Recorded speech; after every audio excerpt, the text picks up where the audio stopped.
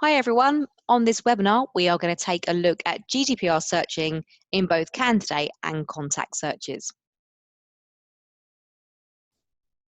So once you're in your available search list, where we go from the menu to searches here, you then get this section, and then we can go to either a candidate search or a contact search. So let's start off in candidate. So if we scroll down a little bit, then you'll see at the bottom, you have a GDPR section which you can click on, and that opens up and gives you certain fields to search on. So as you can see, anything that you're recording on GDPR, you can then search in this section. So for example, you can look at people and the certain level of consent they've given. You can see or search between consent received from and to dates. You can see when consent expires, which would be really handy for you that have gone down the consent route. You can see in there people with certain permission type in there. So you can go privacy policy or consent request in there as well. Data being processed under as well. So if you just mark people against, for example, legitimate interest, you could go and find those people in the system. So you've got lots of options in here, depending on what you're looking for. And then of course you can run the search as normal and it will list those individuals.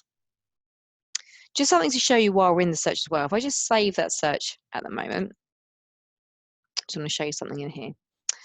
So not necessarily relevant to this particular search I've done, but just generally in a safe search, if you want, in the batch options, just to point out, you can go in here and send out an e-shot in here, so an email to multiple people at one time in a group, to and run the candidate consent and permission request. So say I had a list of people in here and they were new candidates, and I wanted to send out a request to either send out the privacy policy, or you could send out a request saying we'd like consent from you. You can then select all those people, go to batch, and then click on candidate consent and permission request.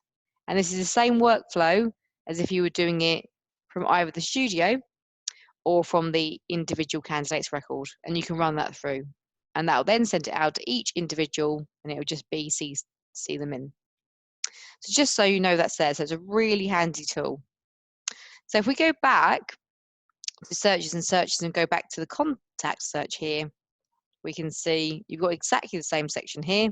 So if you are logging GDPR in the system for your contacts, you'll also have the available fields to search for in here as well. So that's how you can use your searches to go and use for looking for different criteria and different candidate or contact lists on the GDPR menus.